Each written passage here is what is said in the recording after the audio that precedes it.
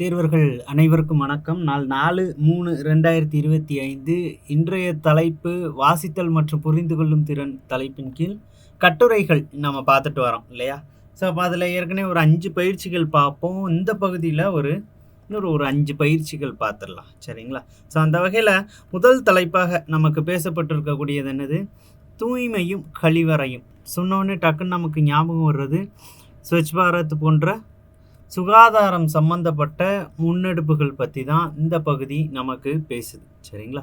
So அப்போ என்ன சொல்லியிருக்கிறாங்க அப்படின்றத பார்க்கலாம். மத்திய அரசு தரப்பிலிருந்தும் சரி, மாநில அரசு தரப்பிலிருந்தும் சரி, அதிகப்படியான நிதி ஒதுக்கீடு, அதே நேரத்தில் பொதுமக்களினுடைய அந்த வாழ்க்கை தரம் அப்படின்றத மேம்படுத்துறதுக்காக என்னென்ன மாதிரியான நடவடிக்கைகள் மேற்கொள்ளப்பட்டிருக்கு அப்படின்றத அந்த பகுதி நமக்கு பேசுகிறாங்க. பண்டைய காலத்தில் நதிக்கரை ஓரங்களில் காலை நேரத்தில் பல அறுவை சிகிச்சைகள் செய்யப்பட்டதாம். அப்போதுதான் சுத்தமான நீர், தூய்மையான சுற்றுப்புறம் ஆகியவற்றின் பலன்கள் கிடைக்குமாம். நாளடைவில் நம் நாட்டை பொறுத்த அளவிலாவது நதிக்கரை, கடற்கரை ஆகியவை மனிதர்கள் மலம் கழிக்கும் இடமாகவும் மாறிவிட்டது. பெரும்பாலான பேருந்து நிலையங்களில் உள்ள கழிவறைக்கு சென்றால் மூக்கை மறைக்கும் முகக்கவசம் அணிய வேண்டும் அல்லது மூக்கை கைகளால் மூடிக்கொண்டு போக வேண்டிய சூழ்நிலை நிலவுகிறது. இதற்கு மிக முக்கிய காரணம் என்னவென்றால், ஒரு நாளைக்கு 2 அல்லது 3 தடவை மட்டுமே அதனை சுத்தம் செய்கின்றனர். இத்தனைக்கும் பல இடங்களில் கழிவறைகளை பயன்படுத்த கட்டணம் வசூலிக்கப்படுகிறது. சுத்தம் என்பது உடலுக்கு உள்ளேயும் வெளியேயும் இருக்க வேண்டும். உடலுக்கு உள்ளே சுத்தம் என்பது உண்மையை குறிப்பது. உண்மையின் மறுபெயர்தான் தூய்மை என்கிறார் மகாத்மா காந்தி. சமகாலத்தில் இருக்கக்கூடிய பிரச்சனைகளோட கொஞ்சம் ஒப்பிட்டு பார்த்தோம் அப்படின்னா, சமீபத்தில் கூட ஒரு பெண் குழந்தையினுடைய பேட்டி ஒன்று சொல்லுது. அந்த பொண்ணு அந்த காணொலியில் கேட்குறா, இந்த தலைமுறை இவ்வளவு குப்பைகளை சேர்த்துருக்கீங்க, அடுத்து நாங்கள் தான் உங்களுக்கு அடுத்து வாழ போகிறோம், எந்த மாதிரியான ஒரு சமூகத்தை, சுற்றத்தை, சூழலை எங்களுக்கு விட்டுட்டு போகிறீங்க அப்படின்ற ஒரு விழிப்புணர்வு உங்களுக்கு இருக்குதா அப்படின்னு கேள்வி கேட்கும் விதமாக இருக்குது. அப்போ இப்போ நம்ம அகழாய்வு பண்ணும்போது நம்மளுடைய மூதாதையர்களை பற்றி தெரிஞ்சுக்கிறோம். நம்மளுடைய காலத்தில், நம்மளுடைய காலம் முடிந்ததுக்கப்புறம் அதே அகழாய்வு நடந்தால் வெறும் பிளாஸ்டிக் குப்பைகள் தான் கிடைக்கும் அப்படின்னு கூட கிண்டலாக நம்ம நிறைய நேரங்களில் சொல்லிப்போம்.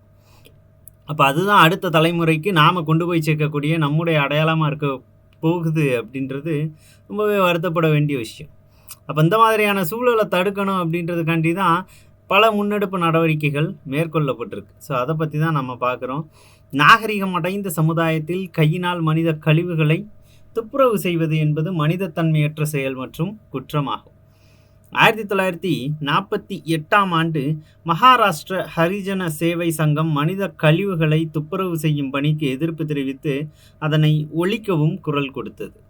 1949ஆம் ஆண்டு ஃபார்வே கமிட்டி சில பரிந்துரைகளை செய்தது. ஸோ அப்போ 1948 மகாராஷ்டிர மாநில இதற்கான எதிர்ப்பு துவங்கி இருக்கு. 1949 ஃபார்வே கமிட்டியினுடைய செயல்பாடுகளையும் இங்கே பதிவு செய்கிறாங்க. 1959ஆம் ஆண்டு துப்புரவு நிலை பற்றிய விசாரணை குழு மனித கழிவுகளை தலையில் சுமப்பதை முற்றிலும் ஒழிக்கச் சொன்னது. சுதந்திர போராட்ட பள்ளியில் தேர்ச்சி பெறுவதற்கு துப்புரவும் தூய்மையும் தேர்வுகளாகும். Vinoba Bhave, Tucker Babur, J.C.. குமரப்பா போன்ற எண்ணற்ற அறிவார்ந்த பெருமக்கள் சுதந்திர போராட்டத்தில் இணைந்தனர். துப்புரவு, தூய்மை இரண்டையும் சுதந்திரத்திற்கான அடிப்படையாக அவர்கள் கை கொண்டனர். உண்மையே நாடி வந்த மகாத்மா காந்தி தூய்மைக்கு முதலிடம் தந்து கவனம் மிகுந்த எளிமையான வாழ்க்கை முறையை கடைபிடித்தார். தூய்மைக்கு மிகுந்த முக்கியத்துவம் அளித்தார். தூய்மை கடவுள் தன்மைக்கு அடுத்த நிலை அப்படின்றார். அப்போ சுதந்திரத்திற்கு நிகரா என்னது ரெண்டையும் முதன்மையாக வச்சு போராட்டம் மேற்கொள்ளப்பட்டுச்சு? துப்புரவு, தூய்மை இரண்டையும் சுதந்திரத்திற்கான அடிப்படை அப்படின்னு சொல்கிறாங்க, சரிங்களா? ஸோ அப்போ அந்த சுகாதாரம் அப்படின்ற ஒரு விஷயம் பெரும்பாலும் அந்த காலத்திலேருந்தே பேணப்பட வேண்டிய விஷயம் அப்படின்ற ஒரு தெளிவு நம்மளுடைய சுதந்திர போராட்ட வீரர்கள் உட்பட எல்லாருக்குமே இருந்துச்சு அப்படின்னு சொல்லலாம். உலக அளவில் 1990 முதல் 2008ஆம் ஆண்டு வரையிலான காலகட்டத்தில் அடிப்படை சுகாதார வசதிகளை பெற்றோர்களின் விகிதம் 54லிருந்து 61% வரை என்ற அளவிலேயே அதிகரித்தது. உலகம் முழுவதும் இன்று கூட 200 கோடிக்கும் மேற்பட்ட மக்கள் கழிவறை இல்லாமலேயே உள்ளனர் என்கிறது ஒரு புள்ளி விவரம். அப்போ நம்ம வாழ்க்கை சூழல் அப்படின்னு கூட சொல்லலாம். 200 கோடிக்கு மேலே கழிவறை வசதிகளே இல்லாத வீடுகளை இன்னமும் அடையாளப்படுத்துகிறாங்க இல்லையா? இந்தியாவில் 2011ஆம் ஆண்டு மேற்கொள்ளப்பட்ட மக்கள் தொகை கணக்கெடுப்பின்படி நகர்ப்புறங்களில் வாழும் மக்கள் 12.6%, கிராமப் பகுதிகளில் 68% குடும்பங்களைச் சேர்ந்தவர்கள் திறந்த வெளியில் மலம் கழிப்பதாக அறிவிக்கப்பட்டது. ஸ்வச் பாரத் திட்டத்தின் கீழ் திறந்தவெளி கழிப்பிடமே இல்லாத நாடு என்ற நிலை உருவாக இலக்கு நிர்ணயிக்கப்பட்டு அதை நோக்கி மெதுவாக நாடு நகர்ந்து வருகிறது. ஸ்வச் பாரத் திட்டத்தின் மானிய உதவி பெற்று 11.7 கோடிக்கும் மேல் வீடுகளில் கழிப்பிடம் கட்டப்பட்டுள்ளது என்று புள்ளி விவரங்கள் தெரிவிக்கின்றன. கழிவறை வசதிகள் கிடைக்கப் பெறுவதை பொறுத்து சாதாரண அளவில் சுகாதார நிலை என்பது 3 பிரிவுகளில் பார்க்கப்படுகிறது. அப்போ 3 வகை அங்கே கழிவறை கட்டமைப்பு அப்படின்றத பிரிக்கிறாங்க. அவை கழிவறை வசதி இல்லாத நிலை, நீர்ப்பாய்ச்சி கழிவறை வசதி, பள்ளத்தில் அமரும் கழிவறை வசதி, இவைதான் சுகாதார நிலைகளாக எடுத்துக்கொள்ளப்படுகின்றன. இதில் நாட்டிலேயே அதிக அளவாக கேரளத்தில் 80%த்திற்கும் அதிகமானோர் நீர்ப்பாய்ச்சி முறை கழிவறையை பயன்படுத்துவது தெரிய வந்துள்ளது. ஆரோக்கியமான உலக அமைய பல வகை கழிவுகளை கையாள்வதிலும் மனிதகுலம் திறம்படைத்ததாக ஆக வேண்டும். மனித கழிவாகட்டும், நுகர்வோர் கழித்து கட்டும் பொருளாகட்டும், வளர்ச்சியின் காரணமாக உருவாகும் கழிவாகட்டும், இவை அனைத்தின் மீதும் மிகவும் அலட்சியமான கவனமே இருந்து வருகிறது. இந்தியாவில் மனித கழிவுகளை கைகளால் அகற்ற தடை விதிக்கப்பட்டுள்ள போதிலும் நாட்டின் பல்வேறு பகுதிகளில் கழிவுகளை அகற்றும் பணியில் ஈடுபட்டு ஆண்டுதோறும் நூற்றுக்கணக்கானோர் உயிரிழந்து வருவதாக செய்திகள் வந்து கொண்டுதான் உள்ளன. சட்டங்கள் கடுமையாக்கப்பட்டு தண்டனைகள் அதிகரிக்கப்பட்டாலும் நீதிமன்றங்கள் கண்டித்தாலும் இந்த நிலை தொடர்கிறது. தனிநபர் சுகாதாரம் என்ற அளவில் மலம் கழிக்க வேண்டும் என்ற உந்துதல் ஏற்படும் பொழுது அதனை செய்யாமல் அடக்குவது, காலம் தாழ்த்துவதால் குடல் புற்றுநோய், செரிமான மண்டலத்தில் சிறிய பெரிய அளவிலான புடைப்புகள் ஏற்படுவது, மூல நோய், ஆசன வாயிலிருந்து நீர் வெளியேறுதல் உள்ளிட்ட பல்வேறு உடல்நல பாதிப்புகள் ஏற்பட வாய்ப்பு உண்டு. சரியான கழிவறை வசதி இல்லாத ஒரு காரணத்தினாலேயே இந்த உபாதைகளை நாம் தேடி பெற்றுக்கொள்கிற நிலை ஏற்படுகிறது. சுகாதாரம் என்பது அடிப்படை மனித உரிமைகளில் ஒன்றாகும். நம் வாழ்வில் நல்ல சுகாதாரத்தின் தேவை முதன்மையானது. இது குறித்து விழிப்புணர்வு பெறுவோம், சுகாதாரத்தை மேம்படுத்துவோம், கழிவறை இல்லாத வீடுகளில் அவற்றை அமைப்பதற்கான விழிப்புணர்வை ஏற்படுத்துவோம் என்று உறுதிமொழியை பள்ளி, கல்லூரி மாணவர்கள், சமூக அமைப்புகள் ஏற்க வேண்டும். அப்போ ரொம்ப சாதாரணமாக இந்த விஷயங்களை பற்றி பேசும் பொழுதும் சரி, தெரிய வரும் பொழுதும் சரி, முகம் சுளைக்கக்கூடிய ஒரு விஷயமா இருந்தாலும் நம்ம நாட்டினுடைய சுகாதாரத்தின் அடிப்படையாக வச்சு பார்க்கும்போது அது பின்தங்கி இருக்கிறதுக்கான மிக முக்கியமான காரணம் அப்படின்றது இந்த கழிவறை, அந்த கழிவறை வசதி, கழிவறை பயன்பாடு, இதை சொல்லலாம் இல்லைங்களா? ஸோ அப்போ அதை பற்றி தான் இந்த பகுதியில் பேசியிருக்கிறாங்க. ரொம்ப மனப்பாடம் பண்ண வேண்டிய விஷயங்கள் அப்படின்னு எதுவும் இல்லை. ரொம்ப முக்கியமான பகுதி அப்படின்னு பார்த்தா அங்கங்கே ஒரு 3 ஆண்டுகள் அடையாளப்படுத்தியிருந்தாங்க. 1948, 49 மற்றும் 59. சரிங்களா? ஸோ அது கடந்து என்னென்ன காரணங்களால் இது முன்னெடுக்கப்படுது அப்படின்ற மாதிரியான விஷயங்களை நினைவில் வச்சுக்கிட்டாலே போதும். இல்லைனாலும் ரொம்ப சுலபமாக அதுக்கான பதில் அளிக்கக்கூடிய ஒரு சூழலில் தான் அதற்குரிய கேள்விகளும் இங்கே இருக்குது. ஸோ அப்போ கேள்விகள் என்னென்ன அப்படின்னு பார்த்துடலாம். மகாத்மா காந்தி தூய்மையை எந்த நிலையுடன் ஒப்பிடுகிறார் அப்படின்னு சொல்கிறாங்க இல்லையா? ஸோ கடவுளின் தன்மைக்கு அடுத்த நிலை அப்படின்னு சொல்லியிருப்பார். 2011 மக்கள் தொகை கணக்கெடுப்பின்படி கிராமப்புறங்களில் எத்தனை சதவீத மக்கள் திறந்த வெளியில் மலம் கழிக்கின்றனர்? 68% இல்லைங்களா ஊரக பகுதியில். அப்போ இது நகரப்பகுதி 12.6% அப்படின்றத அர்பன் ஏரியாஸில் சொல்லியிருந்தாங்க. ஸ்வச் பாரத் திட்டத்தின் கீழ் எத்தனை வீடுகளில் கழிப்பிடம் கட்டப்பட்டுள்ளது? ஏறத்தாழ 11.7 கோடி வீடுகள் அப்படின்னு சொல்லியிருப்பாங்க. கேரளாவில் அதிக அளவில் எந்த வகை கழிவறை வசதி பயன்பாட்டில் உள்ளது? என்னது? நீர்ப்பாய்ச்சி முறை கழிவறை அப்படின்றது தான். எப்படி சொல்லியிருப்பாங்க? 80%த்திற்கும் மேலே பயன்பாட்டில் இருக்குது அப்படின்னு சொல்லியிருப்பாங்க. கழிவறை வசதி இல்லாமல் மலம் கழிப்பதன் உடல்நல பாதிப்புகளில் ஒன்று எது அப்படின்னா குடல் புற்றுநோய் தான் இல்லையா? ஸோ மற்றது எதையும் இந்த பகுதியில் அடையாளப்படுத்தியிருக்க மாட்டாங்க. So answer A. தொடர்ந்து அடுத்த தலைப்பாக எண்ம தொழில்நுட்ப பயிர் கணக்கீடு திண்டுக்கல் முதலிடம். அப்போது மாவட்ட அளவில் இதற்கான அளவீடு மேற்கொள்ளப்படுது, ஒரு இன்டெக்ஸ். சரிங்களா? எண்மம்னா என்ன? டிஜிட்டலைசேஷன் அப்படின்னு நம்ம சொல்கிறோம் இல்லைங்களா? ஸோ அப்போ நடைமுறையில் எண்ம தொழில்நுட்ப முறையில் பயிர் கணக்கீடு அப்படின்றது மேற்கொள்ளப்படுது. அது நடைமுறைப்படுத்துகிற அளவீட்டில் எந்த மாவட்டம் முதன்மை இடத்தை பெறுது அப்படின்னு சொல்லியிருக்கிறாங்க. அதனால் என்னென்ன பயன்கள் அப்படிங்கிறதையும் இந்த பகுதியில் நமக்கு சொல்லியிருக்கிறாங்க. ஸோ அப்போ என்ன சொல்லியிருக்கிறாங்க அப்படின்னு பார்க்கலாம். வேளாண் கல்லூரி மாணவர்கள் துணையுடன் நடத்தப்பட்ட எண்ம தொழில்நுட்ப பயிர் கணக்கீட்டில் திண்டுக்கல், கடலூர், திருப்பத்தூர் மாவட்டங்கள் 100% பணிகளை நிறைவு செய்து 3 இடங்களை பிடிக்கின்றன. முதல் திண்டுக்கல், 2வது கடலூர், 3வது யார் இருக்கா? திருப்பத்தூர் மாவட்டம் இருக்கிறாங்க. நாடு முழுவதும் தொழில்நுட்பத்தில் எண்ம பயிர் கணக்கீடு அதாவது டிஜிட்டல் கிராஃப் சர்வே செய்யும் பணிகள் நடைபெற்று வருகின்றன.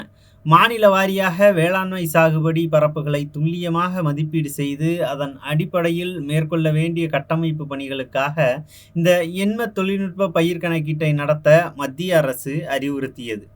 தமிழகத்தில் இந்த கணக்கீட்டு பணி கடந்த ஜூலை 6ஆம் தேதி தொடங்கியது. வேளாண் கல்லூரி மாணவர்களை இந்த பணியில் ஈடுபடுத்துவது தொடர்பாக பல்வேறு முரண்பட்ட கருத்துகள் எழுந்த நிலையில் 38 மாவட்டங்களிலும் திட்டமிட்டபடி கணக்கீட்டு பணி நடைபெற்றது. 38 மாவட்டங்களில் 302 வட்டங்களுக்குட்பட்ட 17,164 கிராமங்களில் உள்ள 50.79 லட்சம் பட்டா நிலங்களில் 4.06 கோடி உள்பிரிவுகளில் இந்த கணக்கீட்டு பணிகளை மேற்கொள்ள அறிவுறுத்தப்பட்டது. ஸோ அப்போ அந்த உட்பிரிவுகள் அப்படின்றது என்னது? 4.06 கோடி. மொத்தமுள்ள 4.06 கோடி உள்பிரிவுகளில் வேளாண் கல்லூரி மாணவர்கள், வேளாண் துறை அலுவலர்கள் இணைந்து 3.45 கோடி உள்பிரிவுகள் கணக்கீடு செய்யப்பட்டன. அப்போ வேளாண் துறையை சார்ந்த கல்லூரியை சார்ந்த மாணவர்கள் மற்றும் அக்ரிகல்ச்சரல் ஆஃபீஸர்ஸ் வேளாண் அலுவலர்கள் இணைந்து 3.45 கோடியை முடிக்கிறாங்க. இவை எண்ம தொழில்நுட்ப பயிர் கணக்கீட்டு செயலியில் பதிவேற்றம் செய்யப்பட்டன. மேலும் 6.06 லட்சம் உள்பிரிவுகளில் ஆய்வு நடத்த வேண்டிய பணிகள் எஞ்சியுள்ளன. மாநில அளவில் 85.07% கணக்கீட்டு பணிகள் நிறைவடைந்தன அப்படின்னு சொல்றாங்க.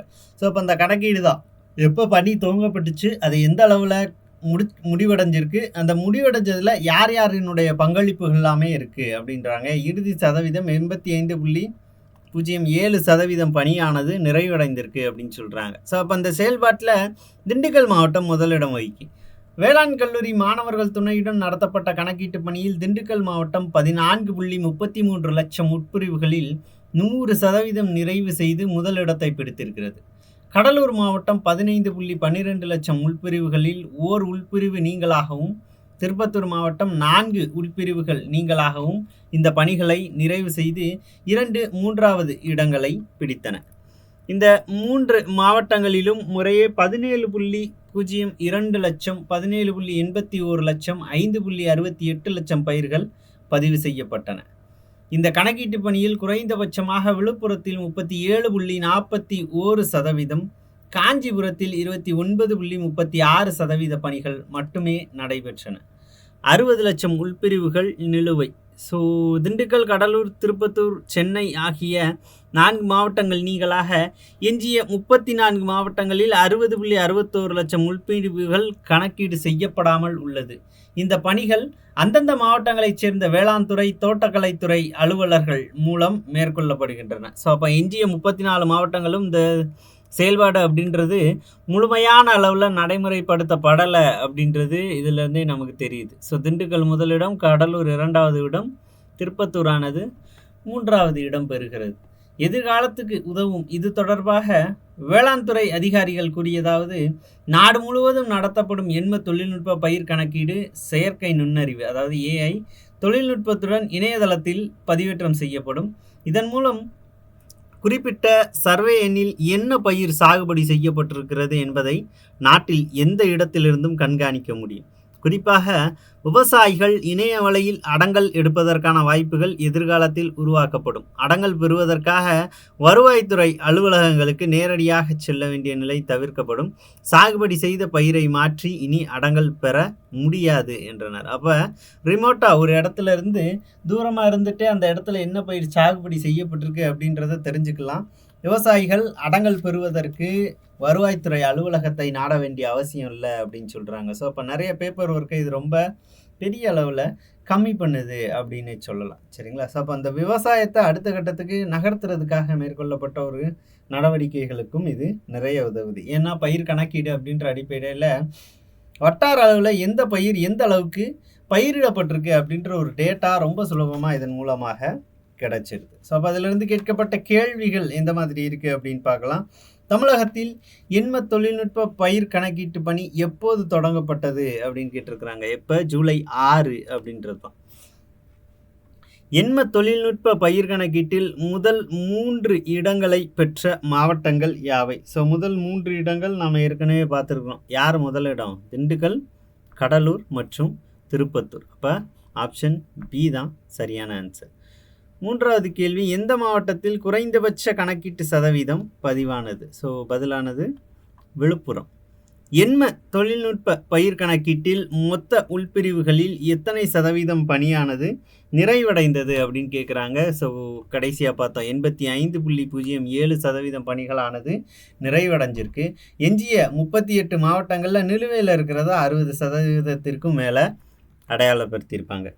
5வது கேள்வி, எண்ம தொழில்நுட்ப பயிர் கணக்கீட்டு முக்கிய எதிர்கால பயன் என்ன அப்படின்னு பார்த்தோம்னா, அடங்கல் உள்ளிட்ட விஷயங்களுக்கு வருவாய் அலுவலகங்களுக்கு நேரடியாக செல்ல வேண்டிய நிலையை தவிர்ப்பதற்கு இது பெரிய அளவில் உதவுது அப்படின்னு சொல்லியிருக்கிறாங்க. ஸோ அப்போ விவசாயம் இந்தியாவின் முதுகெலும்பு அப்படின்னு பார்க்குறோம். அதே நேரத்தில் இன்னொரு கேள்வி இருக்குது. இந்தியாவின் முதுகெலும்பு அப்படின்னு சொல்ல போய் தான் முதுகுக்கு பின்னாடி வச்சிருக்கிறாங்க, யாருமே அதை திரும்பி பார்க்கல, கவனிக்கல அப்படின்ற ஒரு கேள்வியும் விவசாயத்தை நோக்கி தொடர்ந்து விவசாயிகளாலும் சமூக ஆர்வலர்களாலும் வைக்கப்படுது. ஸோ அந்த மாதிரியான ஒரு கோரிக்கைகளுக்கு இது ஒரு நல்ல தீர்வாக இருக்கும், நல்ல ஒரு ஆரம்பமாக இருக்கும் அப்படின்னே சொல்லலாம் இல்லைங்களா? ஸோ அடுத்த தலைப்பு என்ன அப்படின்னு பார்க்கலாம். மனித உடலியலை பாதிக்கக்கூடிய காலநிலை மாற்றம். சரியா? ஸோ அப்போ அந்த காலநிலை மாற்றம் எந்த அளவுக்கு இருக்குது? புவி வெப்பமயமாதல் அது இதுன்னு நம்ம நிறைய படிக்கிறோம் இல்லைங்களா? அப்போ அது சார்ந்த சில விஷயங்களை தான் இந்த பகுதியில் நாம் பார்க்க போகிறோம். காலநிலை மற்றும் பருவநிலை மாற்றத்தால் உலக அளவில் 85% மக்கள் பல்வேறு நோய்களுக்கு உள்ளாகி வருகின்றனர். அதிக அளவிலான வெப்பம் மற்றும் குளிர் மனிதர்களின் உடல் செயல்பாட்டில் பெருமளவு மாற்றத்தை ஏற்படுத்துகிறது. இதனால் உடல் மற்றும் மனம் சார்ந்த பிரச்சனைகள் மனிதர்களுக்கு அதிகரித்து வருகின்றன. மத்திய குடும்ப நலத்துறை அமைச்சகம் சார்பாக வெளியிட்ட அறிக்கையில் நடப்பாண்டு மே 24 வரையில் இந்தியாவில் நிலவிய அதிக வெப்பத்தின் காரணமாக 733 இறப்புகள் நிகழ்ந்துள்ளன. அப்போது மே 2024 வரைக்கும் 733 பேர் இந்த காலநிலை மாற்றம் குறிப்பாக அதிக வெப்பத்தின் காரணமாக இறந்திருக்கிறாங்க. இந்த அறிக்கையை வெளியிட்டது யார்? மத்திய குடும்ப நலத்துறை அமைச்சகம். 360 பேர் வெப்பவாத நோயால் அதாவது ஹீட் ஸ்ட்ரோக்கால் தாக்கப்பட்டுள்ளனர். இந்தியாவில் 17 மாநிலங்களில் 40,000 பேர் வெப்பவாத நோயால் பாதிக்கப்பட்டதாக தெரிய வருகிறது. இதேபோல் கடந்த 2 ஆண்டுகளில் ஏற்பட்ட அதிக அளவிலான குளிரின் காரணமாக 730 மரணங்கள் ஏற்பட்டதாக. அப்போ வெப்பம் மட்டும் இல்லை, குளிர் காரணமாகவும் 730 மரணங்களை நாம் சந்திச்சிருக்கிறோம் அப்படின்றது தான். அதிகரிக்கும் வெப்பநிலை வளிமண்டல மாசுக்களை அதிகரிக்க செய்கின்றது. வெப்பநிலையானது மாசுக்களுக்கான ஆரம்பமாக திகழுது. இதனால் உலக அளவில் 30 கோடி ஆஸ்துமா நோயாளிகள் அதிகரிக்கக்கூடும் என பல்வேறு மருத்துவ ஆய்வுகள் தெரிவிக்கின்றன. மேலும் இதுபோன்ற வெப்பநிலை மாற்றங்கள் மனித இரத்த ஓட்டத்திலும் தசை நாளங்களிலும் அதிக அளவான மாறுபாடுகளை ஏற்படுத்துகிறது. இதனால் இதய அடைப்பு போன்ற நோய்கள் அதிகரித்து வருவதாகவும் ஆய்வுகள் தெரிவிக்கின்றன.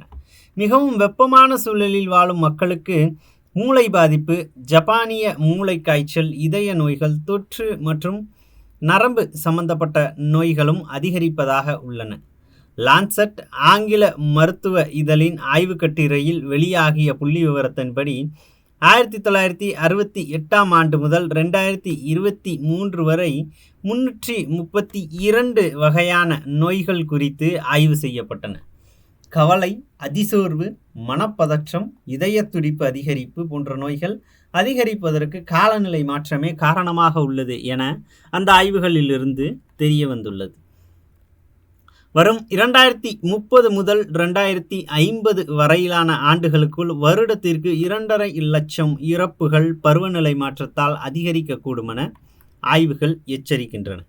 சரியான விகிதத்தில் ஊட்டச்சத்து கிடைக்காமல் இறந்த மக்களை விட பருவநிலை மாற்றத்தால் ஏற்படும் அதிக வெப்பம் மற்றும் குளிரால் சுமார் 40 லட்சம் மக்கள் கடந்த சில ஆண்டுகளில் இறந்துள்ளதாக அமெரிக்காவின் ஜார்ஜ் டவுன் பல்கலை விஞ்ஞானிகள் தெரிவிக்கின்றனர். Science of the total environment ஆய்விதழில் இந்த மாதிரியான விஷயங்கள் கொஞ்சம் கேள்விகளாக இருக்கலாம் இல்லையா? அப்போ அந்த ரீட் பண்ணும்போதே கொஞ்சம் தெளிவுத்தன்மையோடு அதை ஆழ்ந்து படிச்சிடும். Science of the total environment ஆய்விதழில் வெளியான ஆய்வு முடிவின்படி காலநிலை மாற்றத்தால் ஏற்படும் அதிக வெப்பநிலை காரணமாக கருவுற்ற தாய்மார்களுக்கு முன்கூட்டியே மகப்பேறு அதிகம் நடைபெறுவதாக தெரிய வருகிறது. இவ்வாறு முன்கூட்டிய மகப்பேறு அல்லது குறை பிரசவங்கள் நிகழ்வது உலக அளவில் 60%, அதாவது ஆண்டுதோறும் 1.5 கோடி அளவுக்கு அதிகரித்துள்ளதாகவும் ஆய்வுகள் தெரிவிக்கின்றன. அப்போ அந்த வெப்பநிலையினால் என்ன பண்ணுது, குழந்தை பிறக்க வேண்டிய காலம் அப்படின்றது, அந்த கர்ப்ப காலம் அப்படின்றது குறைஞ்சு போயிடுது அப்படின்னு சொல்கிறாங்க. காலநிலை மாற்றத்திற்கு மிக முக்கிய காரணம் காற்று மாசடைதலே ஆகும். உலக சுகாதார அமைப்பு அறிக்கையின்படி காற்று மாசு காரணமாக ஏற்படும் நுரையீரல் சம்பந்தப்பட்ட நோய்களால் தாக்கப்பட்டு ஆண்டுதோறும் 70 லட்சம் மக்கள் இறக்கின்றனர். காற்று மாசடைதலால் ஏற்படும் வெப்பநிலை உயர்வு காரணமாக 2010 ஆண்டு முதல் 2019 ஆண்டு வரையில் ஆண்டுதோறும் சுமார் 4,89,000 வெப்பவாத நோய்கள் ஏற்பட்டுள்ளதாகவும் 108 கோடி பேர் தோல் நோய்களால் தாக்கப்பட்டுள்ளதாகவும் science of the total environment ஆய்வுகள் முடிவுகள் தெரிவிக்கின்றன. இதில் 50% பெண்கள் ஆவார்கள். இந்தியாவில் மட்டும் 6 முதல் 11.2% பேர் அதிக வெப்பநிலையால் ஏற்படும் தோல் நோய்களால் பாதிக்கப்பட்டுள்ளதாக புள்ளி விவரங்கள் தெரிவிக்கின்றன. அதிக வெப்பம் மற்றும் குளிர் சில புதிய வகை வைரஸ் கிருமிகள் உருவாக காரணமாக உள்ளது. சில சமயங்களில் செயலற்ற நிலையிலுள்ள வைரஸ் கிருமிகள் செயலுறு நிலைக்கு வர வாய்ப்பாக அமைகிறது. இதனால் புதுவிதமான நோய்களும் அதனால் பெரும் பொருளாதார பாதிப்பு மற்றும் மனித உயிரிழப்புகள் அப்படின்றது ஏற்படும் நிலை உருவாகிறது. திடீரென ஏற்படும் பருவநிலை மாற்ற முரண்பாடு ஆடு, மாடு, கோழி இனங்களில் புதிய வகை நோய்களை உருவாக்குகிறது. மனிதர்களுக்கும் அந்த நோய்கள் பரவும் நிலை ஏற்படுகிறது. அப்போ மனிதர்கள் மட்டும் இதனால் பாதிக்கப்படுறதில்ல, அனைத்து வகை உயிரினங்களினுடைய அந்த வாழ்க்கை சூழல் அப்படின்றதும் உடல்நிலை அப்படின்றதும் மாறுபடுதுன்றாங்க. கடந்த 10 ஆண்டுகளில் மனிதர்களை பீடித்த நோய்களில் 58% அளவு காலநிலை மற்றும் பருவநிலை மாற்றம் காரணமாகவே ஏற்பட்டதாக ஆய்வுகள் தெரிவிக்கின்றன. வளர்ந்து வரும் அறிவியலின் சவாலுக்கு ஏற்ப இயற்கையும் தன்னை புது விதங்களில் மாற்றி வருகிறது. இயற்கையில் ஏற்படும் பல்வேறு மாற்றங்களுக்கு மனிதர்களின் செயல்பாடே 100% காரணமாகிறது. இயற்கையை பாதுகாப்பதற்கு மாறாக நாம் அதை சிதைக்க முற்படும்போது அதனால் ஏற்படும் பாதிப்புகளையும் மனித இனமே எதிர்கொள்ள நேரிடுகிறது. மாறிவரும் காலநிலை மற்றும் பருவநிலை மாற்றங்கள் சமன் செய்ய அனைவரும் முயற்சிக்க வேண்டும். அப்போதுதான் நோய் நொடியற்ற சமுதாயத்தை காண முடியும். இதற்கு இயற்கையோடு ஒருங்கிணைந்து இயற்கைக்கு மாறான செயல்களை தவிர்த்து நாம் வாழ கற்றுக்கொள்வது அவசியமாகும். அப்போ நேச்சர், இயற்கையை எதிர்த்து நம்முடைய வாழ்க்கை சூழல், வாழ்வியல், அந்த முறை அப்படின்றத கட்டமைக்கவே கூடாது அப்படின்றத சொல்லக்கூடிய ஒரு பகுதி தான் இது. அப்போ காலநிலை மாற்றத்திற்கான மிக முக்கிய காரணங்கள் அப்படின்னு பார்த்தீங்கன்னா இண்டஸ்ட்ரியலைசேஷன் அப்படின்னு சொல்லலாமா இல்லையா? அர்பனைசேஷன், இண்டஸ்ட்ரியலைசேஷன், குளோபல் வார்மிங், இப்படி நிறைய விஷயங்கள் காரணமாக சொன்னாலும் அது எல்லாமே மனித நடவடிக்கைகளால் தான் பெரும்பாலும் ஏற்படுது அப்படின்னு சொல்லலாம் இல்லையா? அப்போ அந்த மாதிரியான செயல்பாடுகளில் கவனம் தேவை. அடுத்த கட்ட முன்னேற்றமாக இருந்தாலும் அதில் கொஞ்சம் கவனம் செலுத்தணும், ஒரு சமூக அக்கறை வேணும் அப்படின்னு தான் சொல்கிறாங்க. அந்த பகுதியிலேருந்து கேட்கப்பட்டிருக்கக்கூடிய கேள்விகளை பார்க்கலாம். காலநிலை மாற்றத்தால் 2024 ஆண்டின் மே மாதம் வரை இந்தியாவில் எத்தனை பேர் வெப்பத்தால் உயிரிழந்துள்ளனர் அப்படின்னு பார்த்தா 733. குளிர் அப்படின்னு 730 இறப்புகளை அடையாளப்படுத்தியிருப்பாங்க. காற்று மாசடைந்ததால் ஆண்டுதோறும் உலகளவில் எத்தனை மக்கள் உயிரிழக்கின்றனர்? ஏறத்தாழ 70 லட்சம் பேர் அப்படின்றாங்க. அதிக வெப்பநிலை காரணமாக கருவுற்ற தாய்மார்களுக்கு ஏற்படும் பாதிப்பு எது? முன்கூட்டிய மகப்பேறு இல்லையா? ஏறத்தாழ 1.5 கோடி அப்படின்னு சொல்கிறாங்க வருடத்திற்கு. காலநிலை மாற்றத்தால் மனிதர்களுக்கு ஏற்படும் தோல் நோய்களுக்கு இந்தியாவில் பாதிக்கப்படுகின்ற சதவீதம் எவ்வளவு அப்படின்னா 6 முதல் 11.2% அப்படின்னு நமக்கு கொடுத்துருந்தாங்க. காலநிலை மாற்றத்தால் புதிய வைரஸ் கிருமிகள் உருவாக்கும் மிக முக்கியமான விளைவு அப்படின்றது புதுவகை நோய்களினுடைய பரவல். அதற்கு மிகச்சிறந்த எடுத்துக்காட்டுகள்லாம் சமீப காலங்களில் நம்ம பார்த்துட்டே வர்றோம் இல்லையா? ஸோ அப்போ இதிலிருந்து கேட்கப்பட்டிருக்கக்கூடிய கேள்விகள், அதற்கான பதில்களும் நாம் பார்த்துருக்குறோம். ஸோ அடுத்த தலைப்பு பார்க்கலாம். பருவநிலை மாற்ற நடவடிக்கை செயல்திறன் இந்தியாவிற்கு 10வது இடம். ஸோ அதென்ன பருவநிலை மாற்ற நடவடிக்கை செயல்திறன்? கொஞ்சம் அர்த்தம் நமக்கு என்ன சொல்கிறது, அண்டர்ஸ்டாண்ட் பண்ணிக்கிறதுக்கு கொஞ்சம் கடினமாக இருக்கும். என்ன பருவநிலை மாற்றத்திற்காக நாம் என்ன நடவடிக்கையை மேற்கொள்கிறது, இல்லை பருவநிலை மாற்றத்தினால் ஏற்படக்கூடிய தாக்கங்களை கையாளுறதுக்கு நாம் என்னென்ன நடவடிக்கைகள் மேற்கொண்டிருக்கோம். ஸோ இப்போ இந்த ரெண்டில் எதை பற்றி பேசுது அப்படின்றத நமக்கு தெளிவுபடுத்தக்கூடிய ஒரு பகுதியாக தான் இந்த ஒரு சின்ன கட்டுரை நமக்கு இருக்குது. பருவநிலை மாற்றத்தை எதிர்த்து போராடுவதற்கான முயற்சிகளுக்காக மதிப்பிடப்படும் 60க்கும் மேற்பட்ட உலக நாடுகளின் தரவரிசை பட்டியலில் இந்தியாவிற்கு 10வது இடம் அளிக்கப்பட்டுள்ளது. 10வது இடத்தை பிடித்துள்ளது. அஜர்பைஜானின் பாகு நகரில் நடைபெற்று வரும் வருடாந்திர ஐநா பருவநிலை மாநாட்டில் பருவநிலை மாற்ற செயல்திறன் குறியீடு தரவரிசை வெளியிடப்பட்டது. German watch, new climate institute, climate action network international ஆகிய சிந்தனை குழுக்களால் வெளியிடப்பட்ட தரவரிசையில் கரியமில வாயு உமிழ்வுகள் புதுப்பிக்கத்தக்க மற்றும் பருவநிலை கொள்கையின் அடிப்படையில் நாடுகளின் செயல்திறன் மதிப்பிடப்பட்டுள்ளது. தரவரிசையின்படி அனைத்து குறியீட்டு அளவீடுகளிலும் எந்த நாடும் போதுமான அளவில் செயல்படாததால் முதல் 3 இடங்கள் காலியாக வைக்கப்பட்டுள்ளன. அதைத் தொடர்ந்து குறைவான உமிழ்வுடன் அதிக செயல்திறன் கொண்ட நாடுகளாக டென்மார்க், நெதர்லாந்து, பிரிட்டன் ஆகிய நாடுகள் அடுத்தடுத்த இடங்களில் உள்ளன. 10வது இடத்தில் இந்தியா. பருவநிலை மாற்ற நடவடிக்கைகளில் அதிக செயல்திறன் கொண்ட நாடுகளில் இந்தியா 10வது இடத்தில் உள்ளது.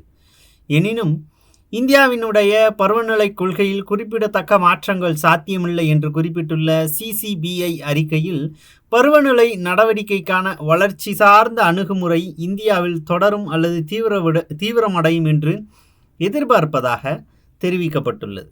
இது தொழில்துறையின் எரிசக்தி தேவை மற்றும் அதிகரித்து வரும் மக்கள் தொகை அதிகரிப்பால் உந்தப்படுகிறது.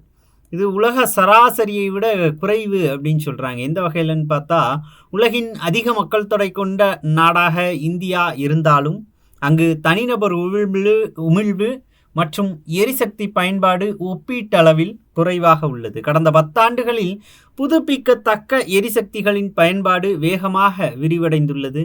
உலக அரங்கில் பசுமையாற்றலில் இந்தியா முக்கிய பங்கு வகிக்க விரும்புகிறது. அப்போ தனிநபர் ஒழுக்கம் அப்படின்னு சொல்லுவாங்கல்ல, அவங்களுடைய செயல்பாடு அப்படின்றது இந்தியாவில் சிறப்பாக இருக்குது. அப்போ அடுத்த ஒரு நூற்றாண்டுகளில் மிகப்பெரிய மாற்றத்தை இந்தியா சந்திக்கும். இந்த குறிப்பிட்ட தரவரிசையில் மிக முக்கியமான ஒரு உயரத்தை இந்தியா அடையும் அப்படின்னு சொல்கிறாங்க. இந்தியாவில் தனிநபர் கரியமில வாயு உமிழ்வு 2.9 டன்னாக உள்ளது. இது உலக அளவில் சராசரியான 6.6 டன்னை விட மிக குறைவாக உள்ளது அப்படின்னு சொல்கிறாங்க. உலகின் 3வது பெரிய பசுமை இல்ல வாயு உமிழ்வு நாடாகவும் வேகமாக வளர்ந்து வரும் பெரிய பொருளாதாரம் கொண்ட நாடாகவும் 2070ஆம் ஆண்டுக்குள் நிகர 0 உமிழ்வை உடைய இந்தியா உறுதி பூண்டுள்ளது. வரும் 2030ஆம் ஆண்டுக்குள் 500 ஜிகாவாட் புதுப்பிக்கத்தக்க ரினியூவபிள் சோர்சஸ் அப்படின்னு சொல்லுவோம்ல, புதுப்பிக்கத்தக்க எரிசக்தி திறனை அடைவதையும் இந்தியா இலக்காக கொண்டுள்ளது. ஸோ அடுத்து பாருங்கள், CCBI நிபுணர்களின் கூற்றுப்படி புதுப்பிக்கத்தக்க எரிசக்தி கொள்கையில் இந்தியா கடந்த ஆண்டில் கணிசமான முன்னேற்றத்தை அடைந்துள்ளது. குறிப்பாக பெரிய அளவிலான சூரிய மின்சக்தி திட்டங்கள் தொடங்கப்பட்டுள்ளன. எரிசக்தி திறன் தரநிலைகள் அறிமுகப்படுத்தப்பட்டுள்ளன. ஆனால் அவை போதுமான அளவில் செயல்படவில்லை. அதேபோல இந்தியாவில் மின்சார வாகனங்களின் பயன்பாடு அதிகரித்து வருகிறது. இந்த நேர்மறையான முன்னேற்றங்கள் ஒருபுறம் இருந்தாலும் மின் உற்பத்திக்கு நிலக்கரியை இந்தியா பெரிதும் நம்பியுள்ளது. அதிக நிலக்கரி இருப்புகளை கொண்ட 10 நாடுகளில் இந்தியாவும் உள்ளது. மேலும் அதன் உற்பத்தியை அதிகரிக்க தற்போது திட்டமிடப்பட்டுள்ளது. ஸோ அப்போ முழுக்க ரினியூவபிள் சோர்ஸினுடைய பயன்பாடு இங்கே அதிகமாகிருச்சு. அதே நேரத்தில் தனிநபரினுடைய செயல்பாடுகள் அப்படின்றது பார்த்தீங்க அப்படின்னா ஒரு மிகச்சிறந்த மாற்றத்தை இந்த தரவரிசையில் அடுத்து வரக்கூடிய ஒரு 30 ஆண்டு காலத்தில் ஏற்படுத்தும் அப்படின்னும் சொல்லியிருக்கிறாங்க. ஸோ தரவரிசையின்படி ஐரோப்பிய யூனியனுடன் 63 நாடுகள் உலகளாவிய உமிழ்வுக்கு 90% பங்களிக்கிறது. அதிக செயல்திறன் கொண்ட G20 நாடுகளில் இந்தியாவும் பிரிட்டனும் மட்டுமே இடம்பெற்றுள்ளன.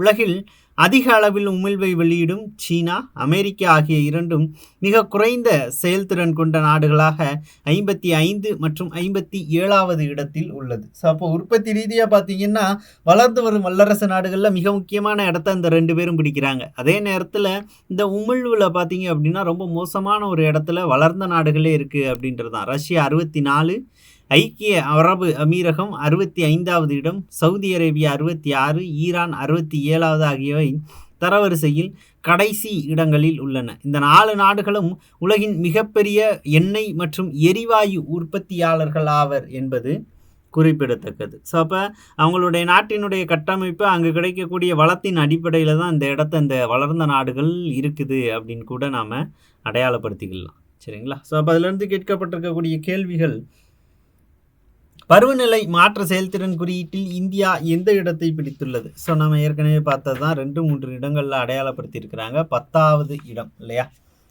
ஸோ 2வது கேள்வி, பருவநிலை மாற்ற செயல்திறன் குறியீட்டில் முதல் 3 இடங்கள் ஏன் காலியாக உள்ளன அப்படின்னு கேட்டிருக்கிறாங்க. ஸோ முதல் 3 இடம் ஏன் காலியாக இருந்துச்சு? எந்த நாடும் சிறப்பாக செயல்படாத ஒரு காரணத்தினால இல்லையா? எந்த நாடும் போதுமான அளவில் செயல்படாததால். 3வது கேள்வி, இந்தியாவின் தனிநபர் கரியமில வாயு உமிழ்வு எவ்வளவு அப்படின்னு கேட்டிருக்கிறாங்க. 2.9 டன். உலக சராசரி அப்படின்னு எவ்வளோ சொல்லியிருப்பாங்க? 6.6 டன். இதை விட குறைவு அப்படின்னு படித்தோம். 2070ஆம் ஆண்டுக்குள் இந்தியா எதை அடைய உறுதி பூண்டுள்ளது அப்படின்னு கேட்குறாங்க. ஸோ எதை அடைய? நிகர பூஜ்ஜிய உமிழ்வு அப்படின்னு பார்த்தோம். அதுதான் இலக்காக நிர்ணயித்து இந்தியா செயல்பட்டு வருகிறது. கரியமில வாயு உமிழ்வில் தரவரிசையில் கடைசி இடத்தில் உள்ள நாடுகளில் ஒன்று அப்படின்னு கேட்குறாங்க இல்லையா? ஸோ இறுதியாக நாம் வளர்ந்த நாடுகளை நாம் நிறைய பார்த்தோம். இந்த வகையில் சவுதி அரேபியா கடைசி இடத்தை பிரிக்கிறாங்க. ஸோ அப்போ இதே பகுதியில் இறுதியாக ஒரே ஒரு பயிற்சி மட்டும் பார்த்துடலாம். ஸோ சமகாலத்தில் இருக்கக்கூடிய அதிகரித்து வரக்கூடிய ஒரு பிரச்சனையை பற்றி தான் அந்த பகுதி பேசுது. என்னது? ஒளியட்டும் பெண்களுக்கு எதிரான வன்முறை அப்படின்னு சொல்கிறாங்க. ஸோ அப்போ பெண்களுக்கு எதிராக தினமும் பார்த்தீங்க அப்படின்னா நியூஸ் பேப்பர்லையும் சரி மீடியாலையும் சரி அவங்களுக்கு எதிராக நிறைய குற்ற சம்பவங்கள் நம்ம பார்த்துட்டு வர்றோம் இல்லையா?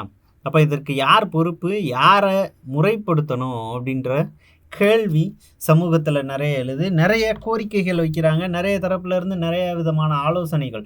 பெண் பிள்ளைகளுக்கு விழிப்புணர்வு ஏற்படுத்தணும் அப்படின்றவங்க ஒரு பக்கம், அதே நேரத்தில் ஆண் பிள்ளைகளை முறையாக வளர்க்கணும் அப்படின்னு இன்னொரு பக்கம் பேசுகிறாங்க இல்லையா? ஸோ அந்த ஒரு விஷயத்தை பற்றி தான் அந்த பகுதி நமக்கு சொல்லுது. இந்தியா திருமணத்தை ஒரு புனிதமான சமூக நிறுவனமாக பார்க்கிறது. பல ஆண்கள் தங்கள் மனைவிகளை முழுமையாக கட்டுப்படுத்துவதன் மூலம் துன்பகரமான இன்பத்தை அனுபவிப்பதாக உளவியலாளர்கள் சுட்டிக்காட்டியுள்ளனர். பல பெண்கள் சித்திரவதை மற்றும் அவமானங்களிலிருந்து தப்பிக்க தற்கொலை கூட செய்து கொள்ளும் நிலைக்கு தள்ளப்படுகிறார்கள். இதில் சில விதிவிலக்குகளும் இருக்கலாம் அப்படின்னு சொல்கிறாங்க. இந்திய மகளிர் ஆணையத்தின் கூற்றுப்படி இந்தியாவில் சுமார் 26% பெண்கள் தங்கள் வாழ்நாளில் ஒரு முறையாவது குடும்ப வன்முறையை அனுபவித்திருக்கிறார்கள். ஒவ்வொரு 2 மணி நேரத்திற்கும் ஒரு முறை ஒரு பெண் தற்கொலைக்கு தள்ளப்படுகிறாள் அல்லது வரதட்சணைக்காக துன்புறுத்தப்படுகிறாள். இப்போ 2 மணி நேரத்துக்கு ஒரு முறை இந்த சம்பவம் சராசரியாக இங்கே நிகழுது அப்படின்னு சொல்கிறாங்க. ஒவ்வொரு 40 நிமிடங்களுக்கும் ஒரு பெண் பாலியல் வன்கொடுமைக்கு ஆளாக்கப்படுகிறாள். பெண்களுக்கு எதிரான வன்முறை என்பது பாலியல் தாக்குதல் மட்டுமல்லாமல் அது உடல் சிதைக்கும் நிலையையும் எட்டியுள்ளது. 2012ஆம் ஆண்டு நடந்த நிர்பயா கூட்டு பலாத்கார வழக்கு, ஆசிஃபா கூட்டு பலாத்கார வழக்கு, பிரியங்கா ரெட்டி கும்பல் பலாத்கார வழக்கு என இதை நிரூபிக்க ஏராளமான உதாரணங்கள் உள்ளன. கடந்த ஆண்டு ஜனவரி 1ஆம் தேதி முதல் டிசம்பர் 31ஆம் தேதி வரை இந்திய காவல்துறை பதிவு செய்த 60 லட்சம் குற்றங்களில் 4,28,278 வழக்குகள் பெண்களுக்கு எதிரான குற்றங்களுடன் தொடர்புடையவை. அப்போ ரொம்ப ஒரு கனத்த இதயத்தோட தான் இதை படிக்கிறோம் அப்படின்றது தான். சரிங்களா? ஏன்னா செய்தி அந்த மாதிரியான செய்தி. தமிழ்குடி அப்படின்றத கடந்து இந்திய மண்ணில் பார்த்திங்கன்னா 6லிருந்து நாம் வழங்கக்கூடிய அத்தனை விஷயங்களுக்கும் பெண் பெயரை வைத்து தான் வணங்கி வருகிறோம், நாம் வளர்க்கப்பட்டு வருகிறோம். அப்போ அந்த மாதிரியான ஒரு சூழலில் வளர்ந்த இந்த மண்ணில் பெண்களுக்கு பாதுகாப்பு இல்லை அப்படின்னு சொல்லக்கூடிய அந்த சூழல் ஏற்பட்டது ரொம்பவே வருத்தமான ஒரு விஷயம் இல்லைங்களா? கடந்த 6 ஆண்டுகளில் இது 26.35% அதிகமாகியுள்ளது. 2021ஆம் ஆண்டில் பதிவு செய்யப்பட்டுள்ள பெரும்பாலான வழக்குகள் பெண்கள் கடத்தல், வீட்டு வன்முறை, வரதட்சணை, மரணங்கள் சார்ந்தவை என தெரிகிறது. மேலும் 107 பெண்கள் அமல வீச்சுக்கும் 1580 பெண்கள் கடத்தலுக்கும் 15 சிறுமிகள் விற்பனைக்கும் உள்ளாகி இருக்கின்றனர். இணையவழி குற்றங்களால் 2668 பெண்கள் பாதிக்கப்பட்டுள்ளனர். நாட்டில் அதிக மக்கள் தொகை கொண்ட மாநிலமான உத்தரப்பிரதேசம் பெண்களுக்கு எதிரான குற்றங்களில் முதலிடத்திலும், அதனைத் தொடர்ந்து ராஜஸ்தானும் மகாராஷ்டிரமும் உள்ளன. ஸோ அப்போ யார் முதலிடம் பெறுறா? உத்தரப்பிரதேசம் முதலிடம், ராஜஸ்தான் மகாராஷ்டிரமும் இந்த செயல்பாட்டில் பெண்களுக்கு எதிரான குற்றங்கள் பதிவாகக்கூடிய இடத்துல 2 மற்றும் 3வது இடத்துல இருக்கிறாங்க. ஸோ அப்போ அந்த சட்ட ஒழுங்கு அப்படின்றது முழுமையான அளவில் கடைபிடிக்கப்படலை அப்படின்னு தான் சொல்லணும். சமீபத்திய புள்ளி விவரங்களின்படி 76,263 பெண்கள் கடத்தப்பட்டு இருக்கின்றனர். இது 2016ஆம் ஆண்டின் புள்ளி விவரமான 66,544 விட 14% அதிகம் ஆகும். 2021ஆம் ஆண்டு காவல்துறையினர் 1,37,956 பெண்களிடமிருந்து புகார்களை பெற்றுள்ளனர். 4 நிமிடங்களுக்கு ஒரு முறை அவர்களுக்கு எதிரான ஒரு குற்றம் பதிவாகிறது அப்படின்னு சொல்கிறாங்க. 2016ஆம் ஆண்டில் 1,10,434 பெண்கள் காவல்துறையின் உதவியை நாடியுள்ளனர். 2021இல் இது 27% அதிகமாகியுள்ளது. பெண்கள் மீதான ஆண்களின் பார்வைக்கு அவர்களின் இளமைக்கால வளர்ப்பு முறையே அடிப்படை காரணம் அப்படின்னு சொல்கிறாங்க. அப்போ நம்ம பேசினதான் பேரண்டிங் இதில் மிக முக்கியமான ஒரு காரணம் அப்படின்னு சொல்லப்படுது. பலர் பாலியல் தொழிலுக்காகவும் வீட்டு பணிகளுக்காகவும் கடத்தப்படுகின்றனர். கடத்தப்பட்ட 28,222 பெண்களில் பெரும்பாலானோர் கட்டாய திருமணத்திற்காக கடத்தப்பட்டதாக தெரிய வருகிறது. கணவர் அல்லது அவரது உறவினரால் இழைக்கப்படும் குற்றங்கள் தொடர்பான வழக்குகளும் தொடர்ந்து அதிகரித்து வருகின்றன. 1961இல் வரதட்சணை சட்டவிரோத சட்டத்தையும் 1983இல் வரதட்சணை கொடுமைக்கு எதிரான 498A என்ற சட்ட பிரிவையும் இந்திய அரசு அமல்படுத்தியது. வரதட்சணை தடுப்புச் சட்டம் எப்போ பார்த்துருப்போம்? 1961. 498A என்ற சட்டப்பிரிவை 1983இல் அரசு உருவாக்குது. எனினும் மணமகள் குடும்பத்தினரிடம் வரதட்சணை கேட்பது தொடர்கிறது. அண்மைக்கால உலக வங்கியின் புள்ளி விவரப்படி இந்திய கிராமப்புறங்களில் நடைபெறும் 95% திருமணங்களில் வரதட்சணை தரப்படுவதாக தெரிய வருகிறது. கடந்த ஆண்டு காவல்துறையின் பதிவின்படி சராசரியாக 77 நிமிடத்திற்கு ஒரு வரதட்சணை மரணம் நிகழ்கிறது அப்படின்னு சொல்கிறாங்க. ஏறத்தாழ 1.25 மணி நேரத்துக்கு ஒரு பெண் வரதட்சணை கொடுமையால் இறந்து கொண்டிருக்கிறார் அப்படின்னு இதன் மூலமாக சொல்கிறாங்க. பெண்களுக்கு ஊதியம் வழங்குவதில் ஆண் பெண் பாகுபாடு பற்றிய சட்டங்கள் மாற வேண்டும். அரசியல் சமூக போராட்டங்களில் பெண்கள் பங்கேற்பது அதிகமாக இருக்க வேண்டும். பெண் மக்களாட்சி பிரதிநிதிகள் அனைத்து நிலைகளிலும் ஆண்களுக்கு சமமாக இருக்க வேண்டும். கல்வி, வேலைவாய்ப்பு, தனித்திறன் வளர்ப்பு என ஒவ்வொரு துறையிலும் பெண்கள் தமக்கென ஒரு கருத்தை உருவாக்கி கொள்ள வேண்டும். பெண்கள் அடிப்படையில் உழைப்பாளிகள், ஆனால் அவர்களின் உழைப்பு முறையாக அங்கீகரிக்கப்படுவதில்லை. சமூக புனரமைப்பு திட்டங்களில் மகளிரின் பங்களிப்பு மேலும் அதிகமாக வேண்டும். தமிழக அரசு சமூக நலத்துறையின் மூலம் பெண்கள், குழந்தைகள், நலிவுற்றோர், ஏழைகள், மூத்த குடிமக்கள், திருநங்கைகள் போன்றோரின் நலவாழ்வு சமூக நலத்திட்டங்கள் பற்றிய விழிப்புணர்வு பள்ளிகளிலேயே அளிக்கப்பட வேண்டும். ஸோ அப்போ அதற்கான அவேர்னஸ், விழிப்புணர்வு எல்லாமே பள்ளி கட்டத்திலேயே குழந்தைகள் கிட்ட கொண்டு போய் சேர்க்கணும் அப்படின்ற நடவடிக்கைகளை மேற்கொள்ளணும் அப்படின்னு சொல்கிறாங்க. இக்காலகட்டத்தில் குடும்ப செலவை சரிக்கட்ட ஆணும் பெண்ணும் சம்பாதிக்க வேண்டியுள்ளது. பெண்கள் தங்கள் கல்வி அறிவையும் வேலைவாய்ப்புக்கான திறமைகளையும் வளர்த்து கொள்ள வேண்டும். அதனால் நல்ல வேலைவாய்ப்புகளை அவர்களால் பெற முடியும். இதனால் பொருளாதாரத்தில் தற்சார்பையும் அவர்கள் பெற முடியும்.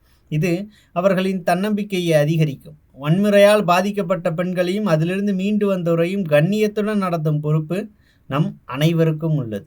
நம் வாழ்வில் தாயாக, சகோதரியாக, மனைவியாக, மகளாக ஆண் வர்க்கத்திற்கு பல தியாகங்களை செய்து நம் முன்னேற்றத்திற்கு பெரிதும் உதவியாக இருப்பவர்கள் பெண்கள்.